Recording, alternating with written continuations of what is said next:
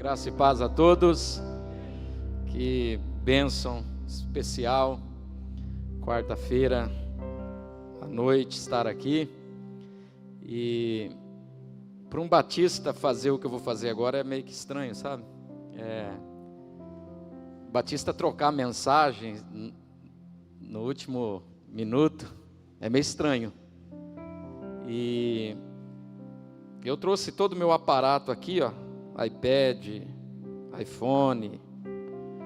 Acho que um homem que não sobe no púlpito com a Bíblia, ele não é digno de receber confiança. Eu vim com a palavra e eu aprendi algo ao longo da minha vida, que um pastor, um líder, ele não tem um sermão, ele não tem uma mensagem.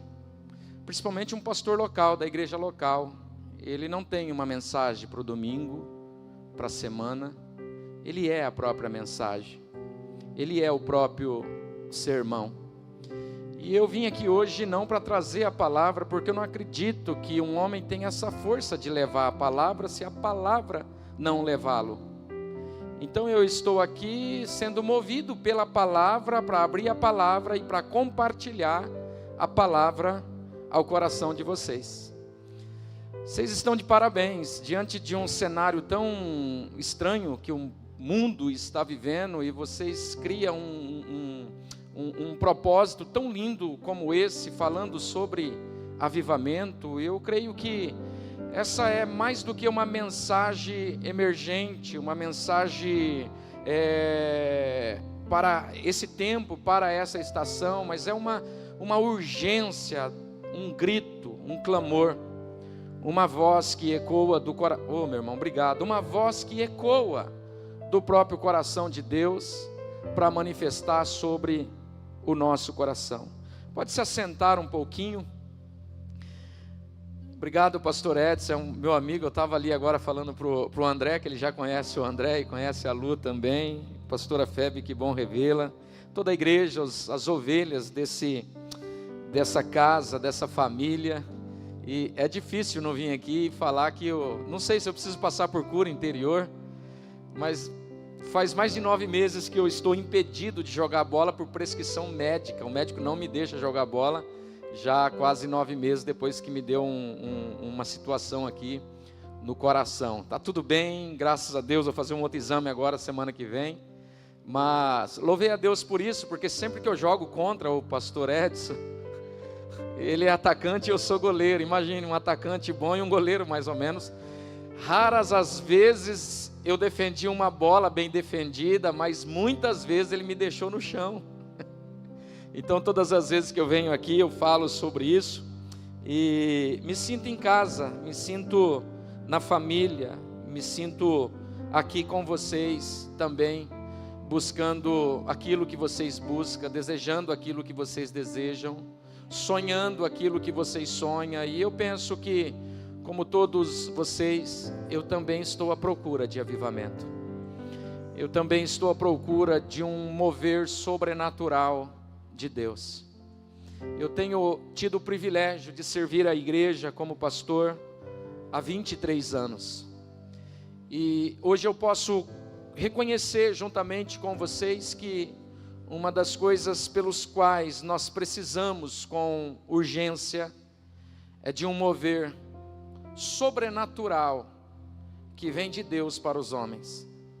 Aquele mover que o dinheiro não consegue fabricar, aquele mover que a popularidade não consegue fabricar, aquele mover que é uma obra única, exclusiva, prima e soberana do único Deus.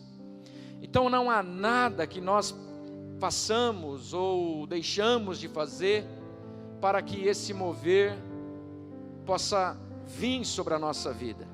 A única coisa que nós estamos aptos a nos entregar de corpo, alma e espírito nessa noite é tudo que temos, tudo que somos, tudo que recebemos da parte de Deus. E se Deus quiser, se for da vontade dEle, pode ser que algo comece na nossa vida hoje. Você imagine se Ele vem? Você imagine se Ele decide realizar em nós aquilo que Ele tanto quer e tanto deseja. Para dois profetas, primeiro ele apresenta a fotografia do momento. Para Abacuque ele mostra o cenário político, ele mostra o cenário caído que aquele povo vivia, amparado e prostrado em um processo de idolatria, a ponto de Deus falar ao profeta que Deus iria usar um povo pagão para punir um povo santo. E quando o profeta Abacuque ouve isso, em Abacuque capítulo, os 3 capítulos de Abacuque, traz-nos esta revelação. Quando o profeta ouviu aquilo, ele ficou alarmado, perplexo, angustiado. E ele vai para uma torre de vigília, ele faz o que todos nós deveríamos fazer quando Deus abre a nossa visão para ver aquilo que a maioria não está vendo. E ele disse: Senhor, eu me sinto alarmado e eu preciso de uma resposta. Então Deus responde ao profeta dizendo que o justo viverá pela fé. Então ele faz uma oração muito sincera. Ele diz: Senhor, aviva a tua obra no decurso ou no decorrer dos anos.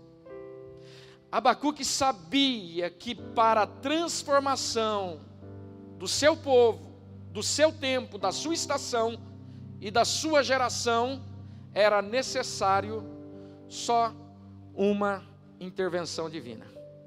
A gente pode fabricar muitas coisas, a gente pode construir muitas coisas, mas o que a igreja do Brasil, de Maringá, a igreja do mundo precisa,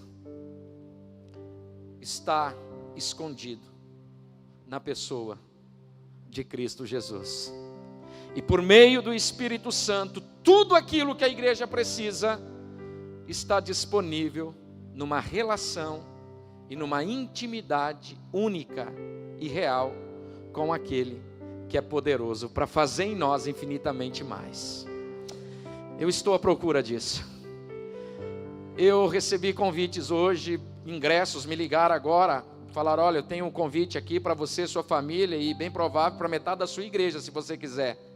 E eu falei: eu não estou à procura de show, eu não estou à procura de aplausos, eu não estou à procura de barulho, eu estou à procura de algo que meu coração necessita nesses dias, da presença do Espírito Santo, do poder de Deus fluindo no meu coração.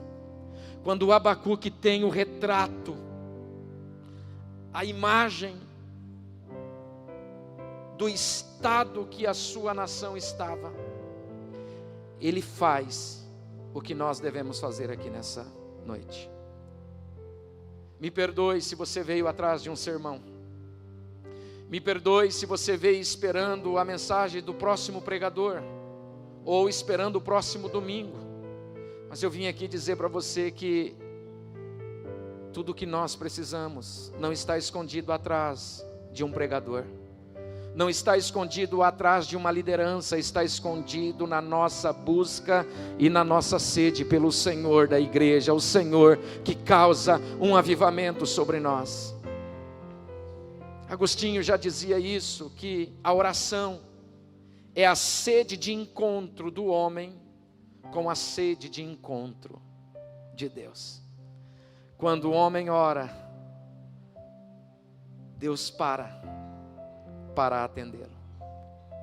O segundo profeta, descrito agora em Ezequiel capítulo 37, que é o próprio profeta que leva o livro, que leva o nome desse profeta, profeta Ezequiel.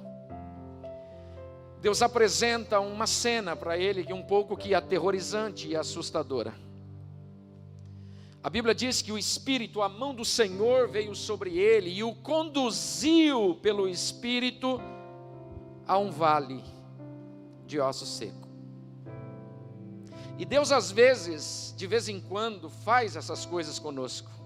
nos tira da zona de conforto, nos tira daquele ambiente que a gente ama construir. Todos nós amamos construir zonas de conforto para o nosso bem-estar. Todos nós queremos ter segurança. E deixa eu dizer uma coisa para você, eu já não tinha muito problema com essa questão, mas depois da pandemia, está muito claro para mim que nesse mundo não existe estabilidade. A única estabilidade é andar dentro do propósito e do chamado de Deus. Caso contrário, não tem estabilidade. Você pode ganhar centenas e centenas de milhares e de milhares, não existe. O único lugar que você encontra abrigo e seguro é estar dentro do propósito e da vontade de Deus, porque dentro do propósito de Deus você anda seguro. Amém?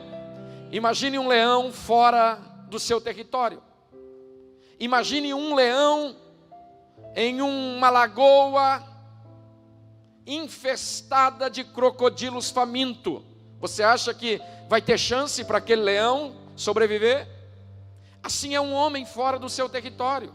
O leão não é o mais forte, não é o mais bonito, não é o mais robusto, não é o mais veloz, mas no seu território ele é invencível. Isso quer dizer que quando estamos dentro do nosso território, no propósito da nossa vocação, nós seremos invencíveis, porque estamos aonde devemos estar e vivemos no lugar aonde devemos viver. A mão do Senhor pega Ezequiel e o conduz a um vale de ossos secos. E ainda Deus pergunta: Ezequiel, porventura, pode reviver esses ossos? E como um bom profeta, ele devolve a pergunta para Deus dizendo: eu imagino que foi assim, pastor. Eu estava aqui, Senhor, nesse lugar tão tranquilo, tão gostoso, tão arejado, apesar que não existe lugar arejado no deserto, senão à noite. Estava tão tranquila a minha vida estava tão confortável. Então o Senhor me tira da minha rede. Eu já estava na segunda garrafa de tererê com limão rosa e erva natural. Estava tudo tranquilo na minha vida. E a sua mão veio sobre mim e o Senhor me conduz em espírito. Porque deserto já é difícil, irmão. Não é fácil. Por isso que deserto não é lugar aonde fixamos residência. O deserto só deve ser um lugar só de passagem. Já é difícil. Não é fácil viver no deserto. E a mão do Senhor o conduz a um vale. E Deus ainda pergunta: Ezequiel, pode viver esses ossos? E talvez ele um pouco meio que assustado com a visão, com o que tinha clareado sobre seus olhos, ele disse: Senhor, tu sabe, eu não quis estar aqui, tu sabe, eu não desejei ver o que os meus olhos estão vendo, tu sabe, eu não planejei isso, tu sabe, na verdade eu nunca sonhei em fazer o que eu faço, tu sabe, eu nunca desejei estar aonde eu estou, tu sabe. Eu tenho certeza que quem é vocacionado aqui, sentado nessas cadeiras verdes, que foi chamado por Deus, talvez você nunca desejou isso. Eu tenho muito receio de quem muito quer uma coisa, principalmente se tratando de ministério. Pelo menos os que passaram pela minha vida e deram problema foram aqueles que sempre disseram: eu sei a palavra que eu carrego, Deus tem um chamado na minha vida, eu vou ser ungido, eu vou ser pastor, eu vou ser isso, eu vou ser aquilo. Todos deram problema. Porque geralmente quem foi chamado não quer. Porque Deus mostra. Não o bônus. Deus mostra o ônus. Eu não sei, Senhor. Eu nunca sonhei, na verdade eu sonhei em ver uma Israel restaurada, uma Israel transformada, glorificada. Mas o que eu vejo aqui é um vale de ossos secos, ossos sobre ossos, não existe vida nesse lugar, não existe virtude nesse lugar, não há nada que encante os meus olhos, nada, tu sabe. E geralmente é nesse momento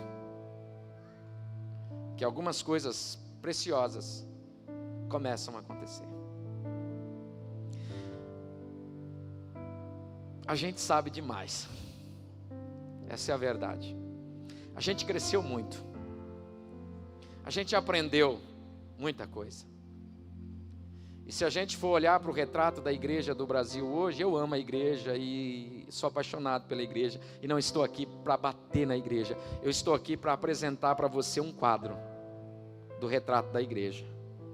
Eu quero mostrar para você a realidade, para depois a gente chorar junto, porque para mudar a igreja hoje só um avivamento.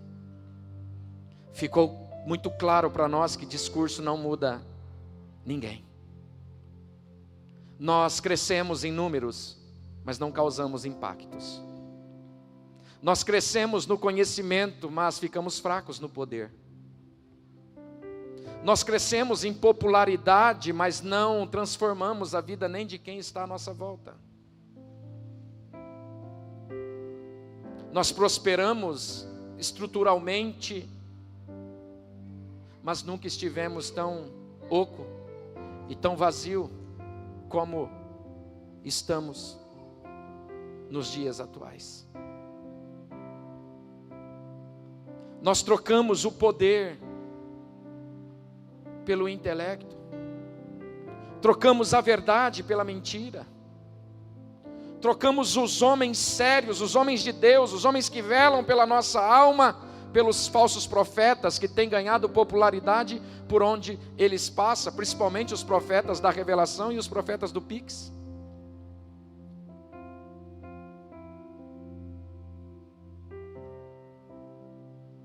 Trocamos a mensagem que nos exorta a voltar para Deus, a conectar o nosso coração em Deus, pela mensagem que amassageia o nosso ego. Deus vai te dar vitória, não importa como você esteja, Deus vai te dar vitória. Trocamos.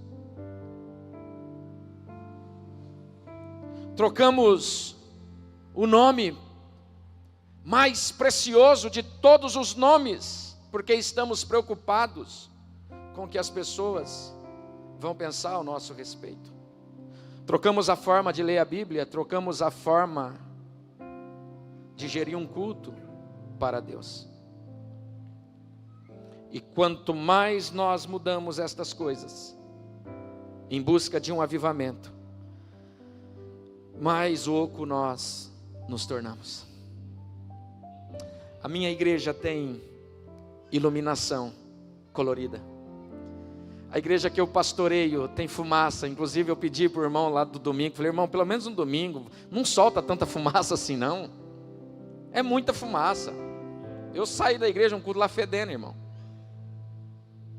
E o irmão me perguntou, mas qual que é o problema? É legal para a iluminação a fumaça? Eu falei, não tem problema nenhum. Se precisar ter fumaça, a gente vai ter fumaça. Som bom, a gente vai ter tudo. Não é pecado você ter fumaça na igreja. Mas o dia que nós substituímos a fumaça artificial pela fumaça da glória de Deus, nós nos esvaziamos. Então pode ter tudo, não tem pecado nenhum. A igreja nossa é toda preta, como eu estou vendo a de vocês. Nós começamos com uma parede, 2 paredes, 3 paredes, até o teto é preto. Agora quero pintar até o piso. Mas a Bíblia não diz que é a cor da igreja que vai trazer avivamento. A Bíblia não diz que é o ritmo da nossa música que vai trazer avivamento. A Bíblia diz que o avivamento é fruto de um coração em chamas quebrantado. Um coração que busca e que ora a Deus. Então Ezequiel, ele vê o cenário. E ele recorre a Deus, dizendo, eu não sei, Senhor, mas Tu sabe. Então quando Ezequiel devolve para Deus a resposta, Ezequiel estava dizendo, não há nada que o homem consiga fabricar para poder fazer esses ossos reviverem novamente. Então, no processo do diálogo com Deus, por isso que é importante nosso diálogo com Deus, porque no diálogo com Deus a gente pode mudar não só a nossa vida, mas a gente pode mudar a história de uma nação. Há vários relatos nas escrituras sagradas de homens que receberam uma fotografia. Por exemplo, Neemias recebeu a fotografia dos muros de Jerusalém, e quando ele recebe a fotografia, o retrato, ele faz o quê? Ele ora, ele chora, ele lamenta, ele jejua, ele organiza, ele cria um planejamento para poder transformar a sua cidade. Josué, por exemplo, quando precisou da ajuda de Deus, ele clamou, e a Bíblia diz que o clamor dele foi tão poderoso, que Deus parou, o quê? O sol. Quem estuda geografia sabe que para Deus parar o sol, na verdade não foi o sol que parou. Deus teve que colocar a mão no eixo da terra. Olha como uma oração é poderosa. Deus para a terra, Deus para o relógio, Deus para as estações, Deus para o tempo, mas Ele é um Deus que responde a nossa oração. Abacuque orou, Ezequiel orou, falou com Deus. Então, depois que ele fala com Deus, ele recebe uma direção. Ele não recebeu uma tendência, ele não recebeu um mecanismo humano, ele recebeu uma direção de Deus. E qual foi essa direção? Ezequiel, viu o cenário? Você só precisa fazer uma coisa. Eu quero interagir com você. Então você precisa começar a profetizar. Você precisa começar a abrir a boca e declarar o que os teus olhos estão vendo. Você não vai viver por aquilo que é visível, você não vai viver por vista, você vai começar a viver pela fé. E profeticamente, quando abrimos a nossa boca, nós estamos liberando palavras no reino espiritual, para liberar aquilo que Deus já determinou na sua lei.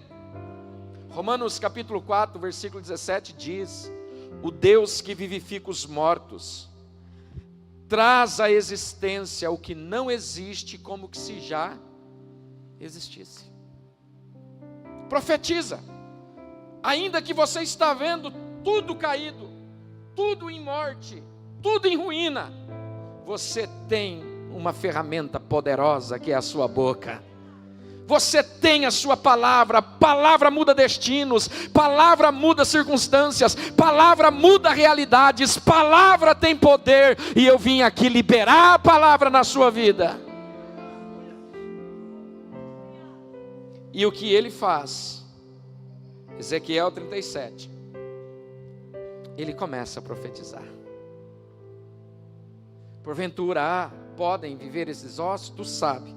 Então Ezequiel começa a profetizar sobre esse vale. Chega um momento na vida que a gente não tem outro recurso. Eles podem tentar nos parar, mas nunca podem nos calar. Podem tentar fazer o que quiser, mas quando entendemos que o avivamento é fruto de uma alma sedenta e que fala com o autor do avivamento, a gente pode sim criar possibilidades para esse mover acontecer. Eu não vim aqui falar de histórias de avivamento, embora eu acredito que seja importante. É importante saber o que Deus fez com os avivalistas do passado. É importante saber o que Deus fez com os profetas do passado. Mas mais importante do que saber o que foi feito, é entender o que Deus quer fazer com você agora. Você já parou para pensar nisso? Mais importante do que saber o que Deus fez no passado, é entender o que Deus quer fazer agora. A igreja precisa de um avivamento.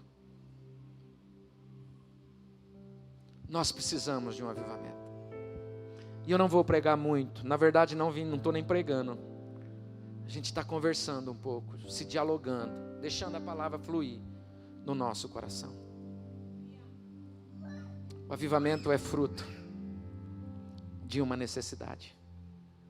Vou repetir. O avivamento é fruto de uma necessidade. A igreja de Jesus. Você crê nisso? Você crê que a igreja é de Jesus? E ninguém melhor do que Ele para saber a necessidade da igreja. A igreja é de Jesus e Ele sabe a necessidade da igreja. João, capítulo 4, conta-nos uma história de um encontro inusitado entre um judeu e uma mulher samaritana. Esse encontro aconteceu no poço de Jacó. Jesus estava saindo da Judéia, indo para a Galiléia, e entre o percurso, ele tinha que passar por Samaria. E já era meio-dia, e Jesus estava exausto, cansado, com sede, com fome. E ele para junto a esse poço, e de repente uma mulher vem tirar água, uma samaritana. E no processo desse encontro, eles começam a conversar, e ela fica um pouco que constrangida, porque não haveria possibilidade nenhuma de uma mulher, primeiro por ser mulher, e depois samaritana, ter um diálogo com um judeu. Então, Jesus com sede, querendo beber água. Aquela mulher também com certeza foi para aquele lugar porque houve uma necessidade. Se você for olhar o texto, capítulo 4, você vai ver que o texto exalta uma necessidade. O texto inteiro está falando sobre necessidade. Necessidade de água, necessidade de comida, necessidade de um encontro real com a fonte verdadeira. E a conversa se desenrola. Jesus se apresenta àquela mulher como a água viva, a água que ela tomaria e que ela nunca mais teria sede, mas também não tinha um balde para tirar a água do poço. Enquanto isso, os discípulos estavam na cidade, comprando comida. Não é isso que o texto diz? Então Jesus se revela àquela mulher. Eu quero ler o versículo de número 6 com vocês. O poço de Jacó ficava ali, e Jesus, cansado da longa caminhada, sentou-se junto ao poço por volta do meio-dia. Pouco depois, uma mulher samaritana veio tirar água, e Jesus lhes disse: por favor, dai-me um pouco da água para beber. Naquele momento, seus discípulos tinham ido ao povoado comprar comida. A mulher ficou surpresa, pois os judeus se recusaram a ter qualquer contato com os samaritanos. Você é judeu e eu sou mulher samaritana, disse ela a Jesus. Como é que me pede água para beber? Olha o versículo 10, a resposta de Jesus para ela. Jesus respondeu: se ao menos você soubesse que presente Deus tem para você e com quem está falando, você me pediria e eu lhes daria água viva. Discernimento. Presente de Deus.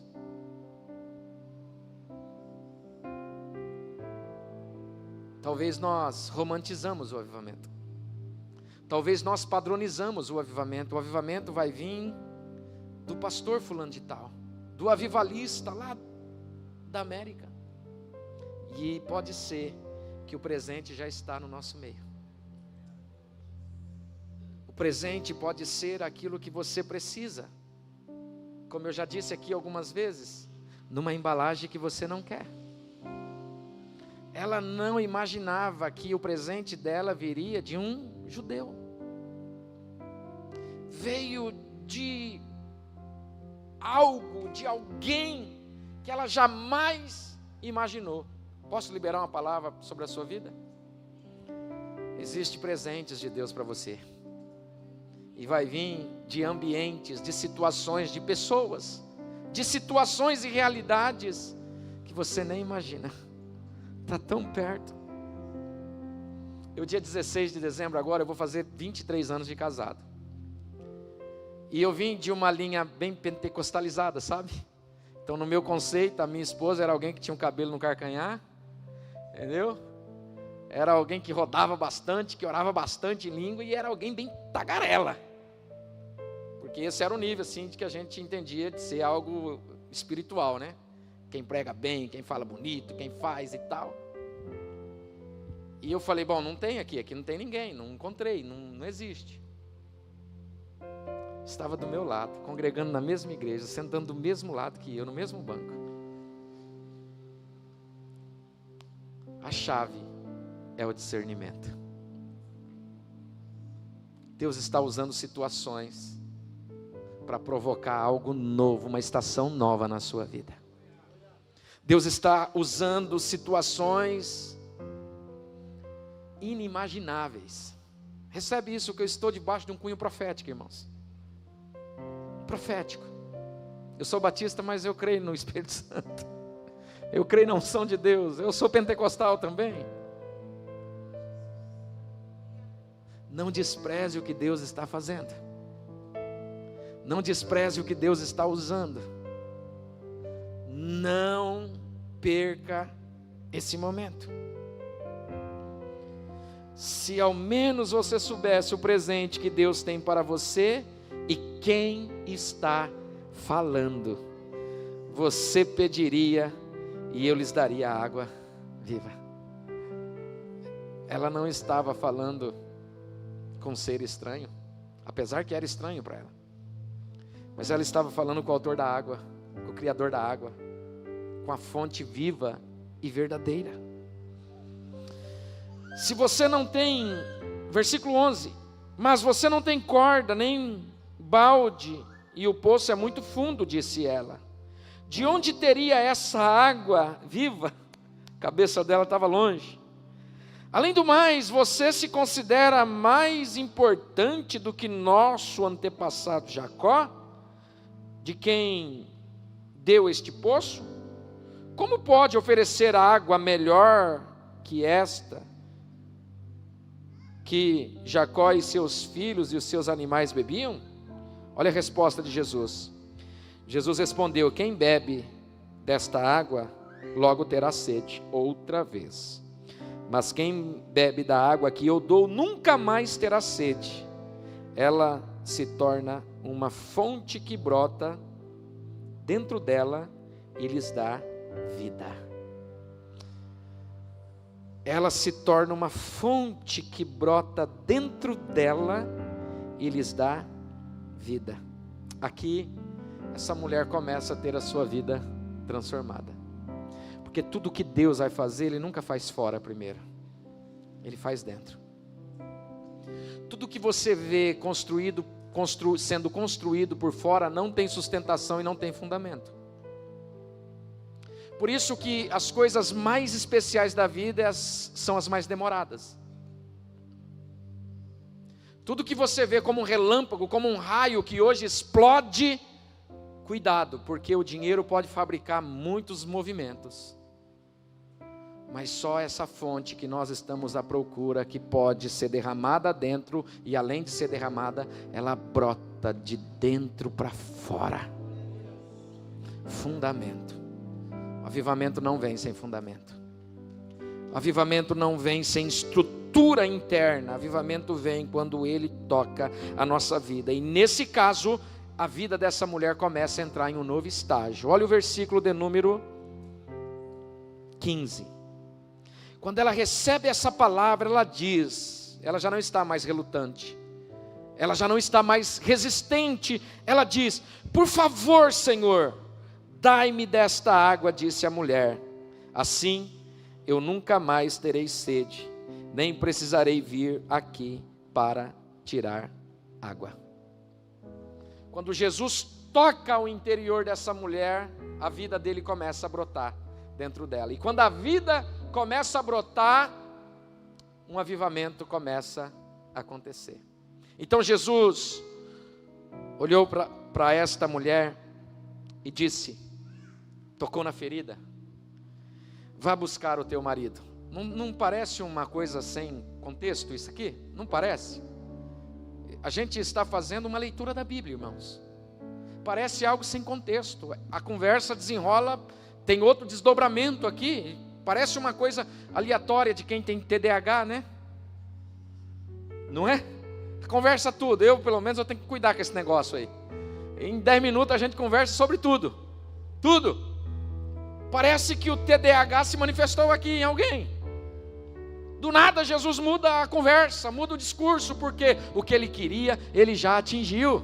Era o coração dela, era o interior dela. O que Jesus mais quer não é o que você pode dar e oferecer para ele. O que ele mais quer é aquilo que já existe dentro de você.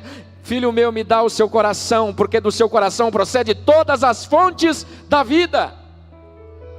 Me dá, eu não quero nada, eu não quero o seu sacrifício, eu não quero que você ofereça nada, eu quero só você eu quero. Eu fico tão triste quando as minhas filhas criam um relacionamento um pouco mais estreito comigo, quando é movido por um interesse. Quem aqui é pai? Talvez você fique assim também. Paizinho, eu te amo, eu te quero, eu te desejo. Pai, o senhor tem um negocinho para me dar? Quando eles mudam, alteram o humor, porque eles têm algum interesse. Sabe aquele lance de crente religioso, quando quer alguma coisa de Deus? Começo do mês principalmente, né? Domingo, a gente bota a roupa para ver Deus aqui, ou lá, ou em qualquer lugar. A gente é santo no domingo, quer ver na ceia, porque a gente tem algum interesse. Então ele toca na ferida e ele diz, por favor, ou melhor, ele disse, vá buscar o seu marido, disse Jesus. E qual foi a resposta dela? Porque ela já está transbordando, irmãos, ela não mentiu. Ela não mentiu, agora ela está cheia. Ela não está mais vazia, ela não precisa mais daquela água. Vai buscar o seu marido. E ela disse, não tenho marido, respondeu a mulher. Então Jesus adverte dizendo para ela, é verdade. Você não tem marido, pois tiveste 5. E esse 6º aí também não é seu. E aquela mulher é convertida. Ela está acesa, ela está transbordando, o oco do seu coração que fez ela estar no 6º casamento, que fez ela ser uma mulher insaciável, uma mulher sem essência, sem vida, porque tentou encontrar no 1º, no 2º, no 3º, no 4º, no 5º, e agora no 6º, ela não consegue preencher o oco das suas emoções. Assim tem muita gente. Troca de igreja, troca de estado, troca de profissão, troca de isso, daquilo e de tantas coisas, tentando preencher a lacuna, o oco do seu coração. Mas esse oco só pode ser preenchido quando há um verdadeiro toque dele aqui dentro. E ele tocou. E eu vou caminhar para o fim. Quando ele toca, a primeira coisa que ele tira é o buraco. É o vazio. Ele disse, e esse outro também não é seu, mas agora eu vou te dar uma essência, que você não será mais uma mulher vazia. E aquela mulher foi transformada pelo poder e pela presença de Jesus. Os discípulos voltam. Ao voltar os discípulos, primeiro eles vão à cidade, e eles vão tirar da cidade o que a cidade tinha de melhor. E é esse retrato que eu vejo da igreja do Brasil hoje. É esse retrato que eu vejo na vida de muitos membros de igreja. Gente que só quer tirar o de melhor que tem no culto, o de melhor que tem numa igreja, o de melhor que tem num pastor, o de melhor que tem numa cidade, o de melhor que tem no estado.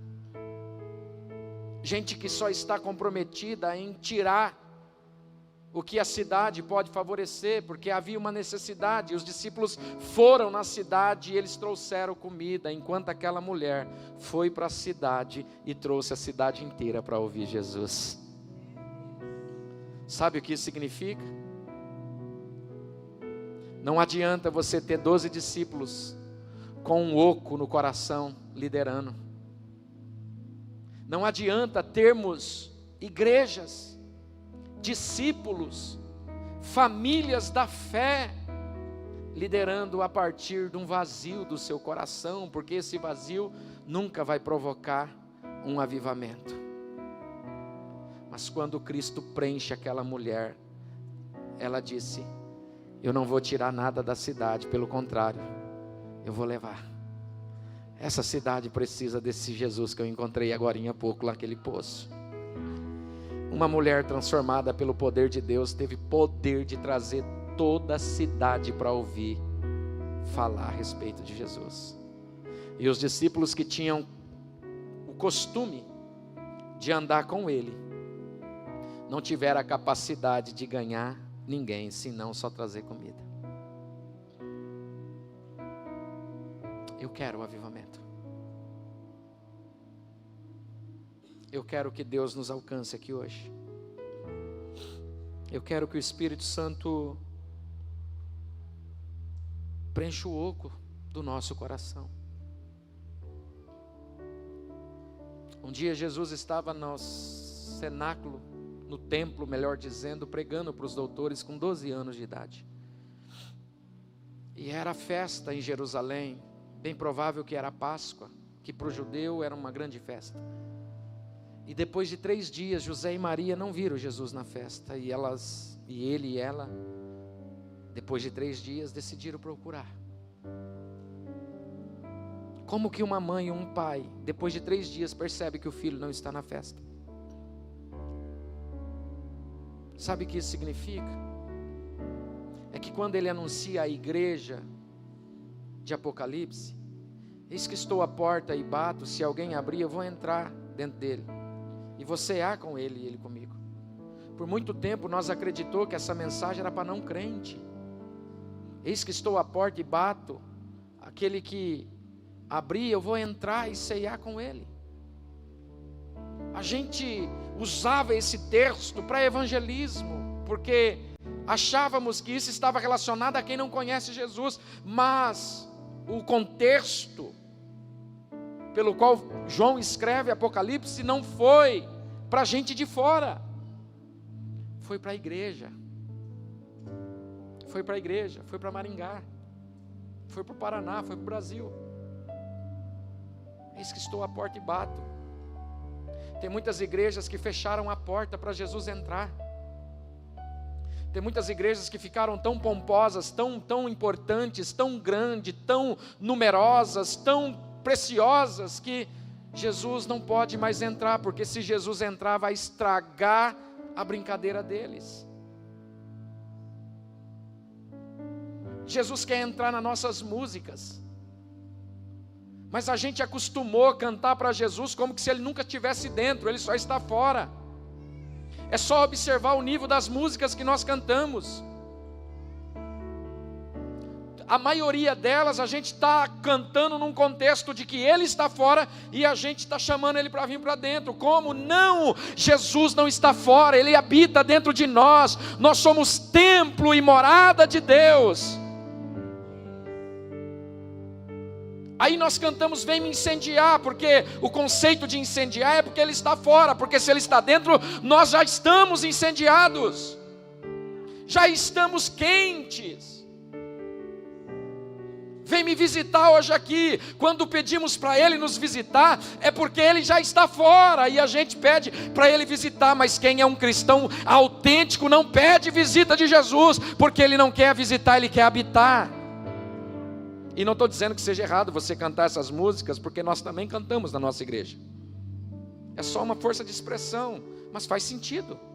Estou dizendo que a gente tem que parar, mas é uma questão da gente começar a pensar: Jesus está mais dentro ou mais fora? Aonde ele está? Entra na minha casa. Eu citei pelo menos 3 músicas que ele está fora. Sim ou não?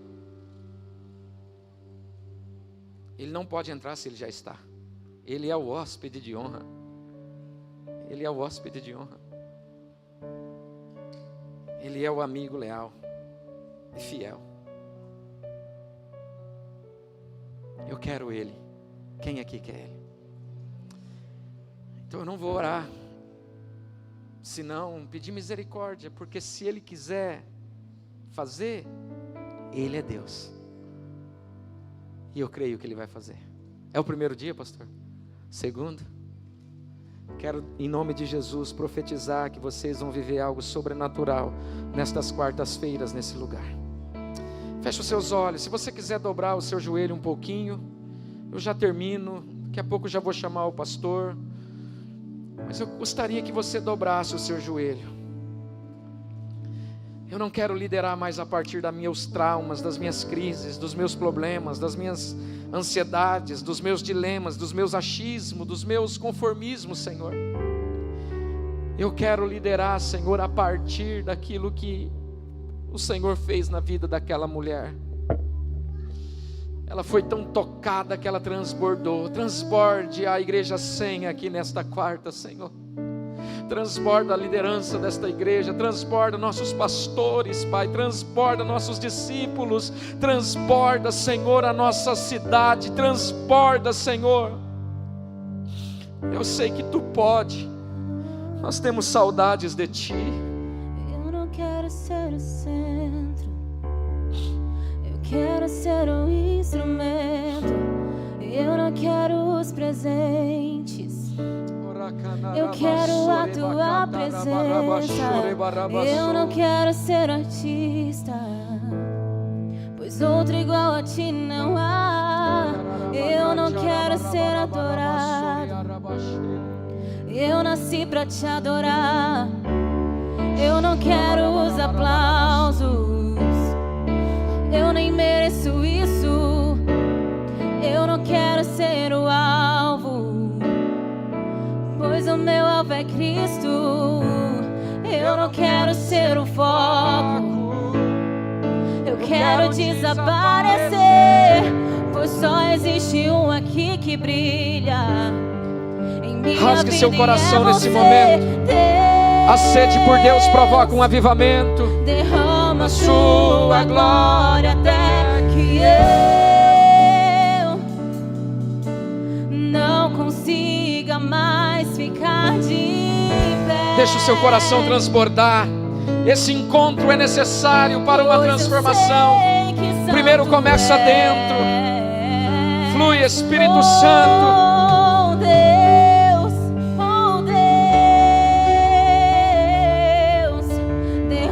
Talvez você já se conformou com o ambiente de igreja.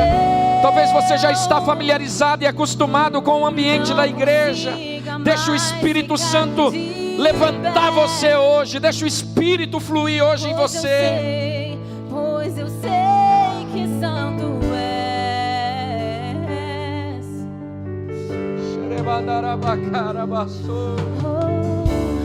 Eu não quero ser o centro, eu quero ser um instrumento. Eu não quero os presentes, eu quero a Tua presença. Eu não quero. O mundo pode ser transformado pela força de um avivamento.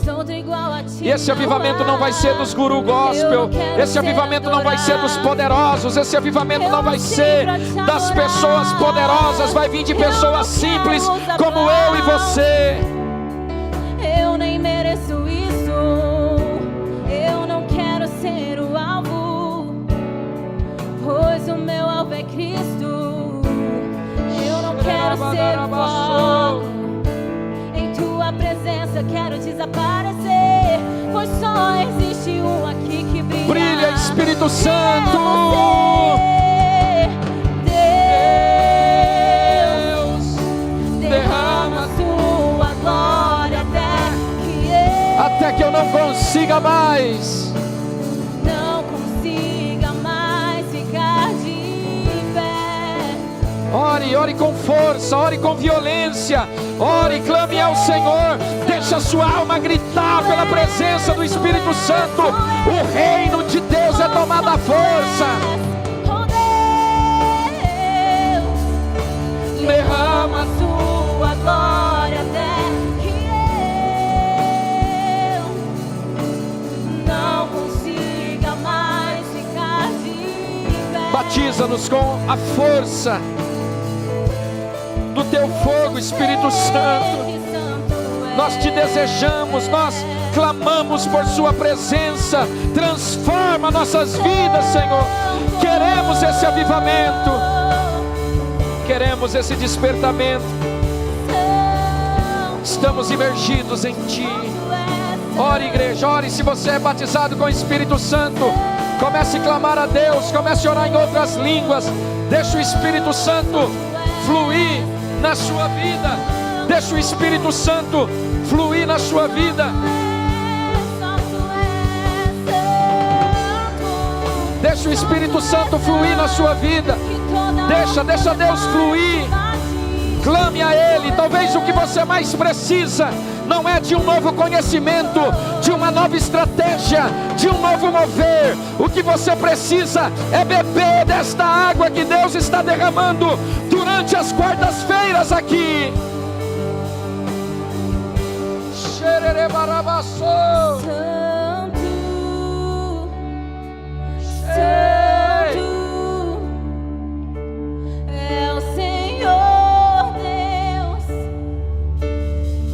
Ele ainda cura, Ele ainda batiza, Ele ainda transforma, Ele ainda libera dons e talentos aos homens. Ele continua sendo o Deus das causas impossíveis. Foi Ele que disse: eu habito em meio aos louvores da minha igreja. Digno de louvor, você que sabe, cante. Digno de louvor, nós te exaltamos, Deus. Tu és santo, santo, tu és o Senhor Deus poderoso. Tu és digno de louvor, digno de louvor. Tu és santo, só tu és santo. É o Senhor Deus poderoso, digno de louvor, digno de louvor. Só igreja. Tu és santo, santo. Diga bem alto. É o Senhor Deus, digno de louvor, digno de louvor. Tu és santo, tu és